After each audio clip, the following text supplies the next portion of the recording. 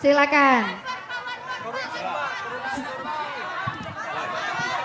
Itu ada yang tanya, kereta apinya tahun berapa? Ya. Itu begini. Gimana, itu Pak? bukan sesuatu yang baru, perencanaannya sudah. Bahkan visibility study-nya sudah dilakukan. Tinggal kita siapkan alokasi anggarannya supaya perencanaan itu bisa segera dilakukan, ya. Nah, Silakan Pak Anies, ada yang mau disampaikan untuk masyarakat Kalimantan Timur? iya. Gini teman-teman sekalian, saya pun inginnya lebih lama lagi di sini teman-teman, ya. Tapi begini teman-teman, kami ini insya Allah nanti satu saat seperti dibilang tadi, sekali minum air Samarinda akan kembali lagi ke Samarinda, ya. Nah, tapi dalam kesempatan ini saya ingin sampaikan kepada teman-teman semua bahwa ini sharing saja teman-teman. Kami menginginkan kualitas demokrasi di Indonesia lebih baik. Bulan depan rakyat Indonesia akan menentukan pilihan kepada siapa kewenangan itu diberikan. Dan ketika menentukan, kami memilih sebagai salah satu kontestan, kami memilih untuk menghadirkan dialog-dialog seperti ini. Ketika dialog, Anda bisa mendengarkan pandangan saya. Dan ketika saya menyampaikan, tidak mungkin Anda akan setuju 100%. Mungkin ada yang setuju 100%, ada yang setuju 80%, ada yang setuju 70%. Tapi minimal Anda tahu di mana setujunya, di mana tidak setujunya. Dan saya melihat demokrasi modern harus rakyat mengetahui apa yang menjadi jalan pikiran pemimpinnya. Apa yang menjadi cara dia mengambil keputusan. Apa gagasan yang ada pada dia. Karena Indonesia sedang memilih orang untuk membuat keputusan. Bukan memilih orang untuk fotonya dipasang di ruang-ruang kelas.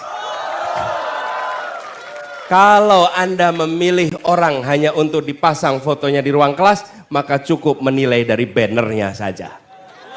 Oke, tapi karena Anda memilih orang untuk mengambil keputusan, maka Anda harus tahu apa jalan pikirannya. Dan yang tidak kalah penting, orangnya tidak takut untuk dialog. Tidak takut untuk tukar pikiran. Dan bila menghadapi pandangan yang berbeda, maka lakukan tukar pikiran.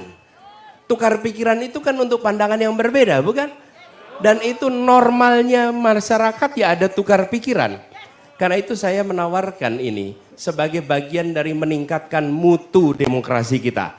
Dan saya ingin sampaikan terima kasih. Yang hadir di sini adalah orang-orang yang mau meningkatkan mutu demokrasi di Indonesia. Teman-teman semua punya pilihan menonton saja di rumah atau hadir langsung. Dan Anda memilih hadir langsung. Anda bagian dari meningkatkan demokrasi itu. Lalu berikutnya, teman-teman, bulan depan Anda akan menentukan pilihannya. Saya selalu mengatakan, saya tidak minta Anda untuk milih saya. Tidak. Saya hanya meminta Anda untuk menjadi pemilih yang rasional.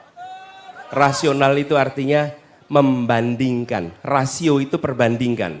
Orang yang memilih dengan menggunakan perbandingan, dia adalah pemilih yang rasional.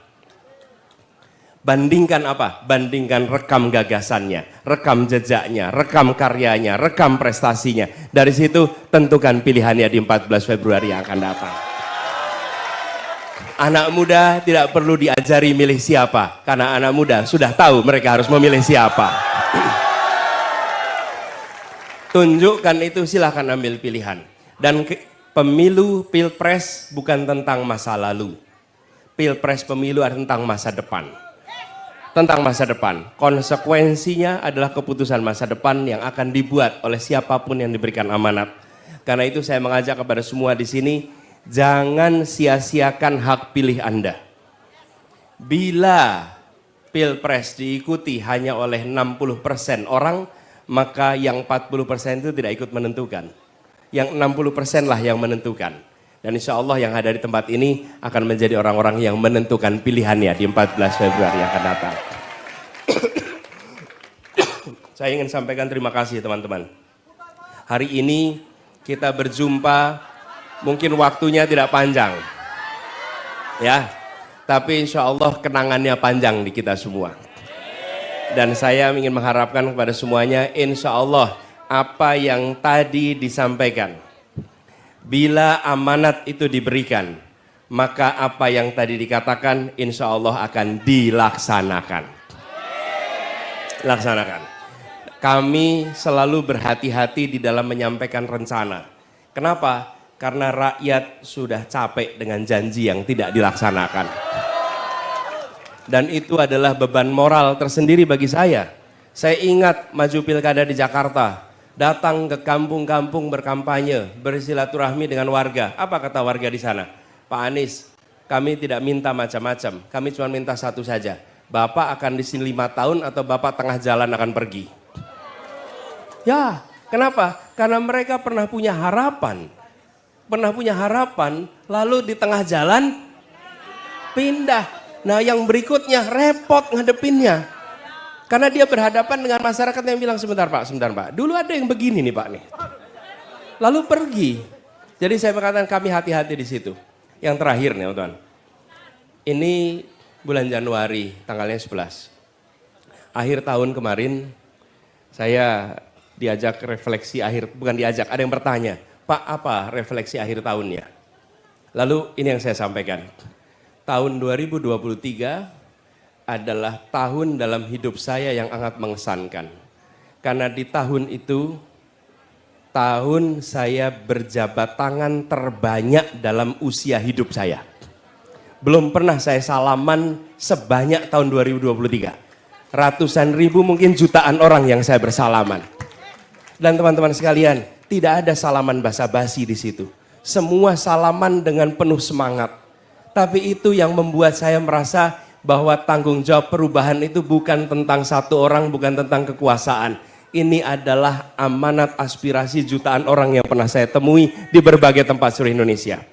Bayangkan, ketemu dengan ibu-ibu yang menjabat tangan erat sambil bilang, Pak, harga susu bayinya terlalu mahal. Bayi saya tidak bisa dapat susu dengan baik. Pak, anak saya tidak bisa sekolah padahal dia berpotensi untuk bisa sukses. Anak saya pintar tapi biayanya mahal. Pak, pupuknya mahal. Pak, solarnya sulit. Gasnya. Di mana-mana yang ditemui adalah ungkapan harapan. Dan di semua tempat tidak ada orang yang datang di perkumpulan seperti ini bayaran. Semua datang dengan semangat bahwa kami ingin perubahan. Kami Indonesia lebih baik. Jadi saya terakhir ingin sampaikan. Ini adalah amanat perjuangan, saya minta tolong pada semua yang bersimpati. Yang bersimpati pada gerakan ini. Mari kita usung sama-sama ikhtiar perubahan ini. Bila Anda bersimpati, bantu untuk usung.